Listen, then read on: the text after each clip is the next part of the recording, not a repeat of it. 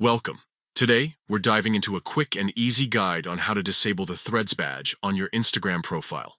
If you've recently set up a Threads account, you may have noticed this badge appearing, and perhaps you want to keep your profile looking clean and clutter-free. Let's get started. First, open the Instagram app on your device. Make sure you're logged into your account to access all features seamlessly. Next, click on your profile icon, located at the bottom right corner of the screen. This will take you directly to your profile page where you can see all your posts and information. Once you're on your profile page, look for the Edit Profile button at the top of the screen. Tap on it to enter the editing mode for your profile settings. Now, here comes the crucial step. You'll find an option labeled Show Threads Badge. If this option is currently enabled, it means that the badge is visible to anyone who views your profile. To disable it, simply toggle the switch next to this option. When you turn it off, the Threads badge will be hidden from your profile. And that's it. You've successfully disabled the Threads badge on Instagram.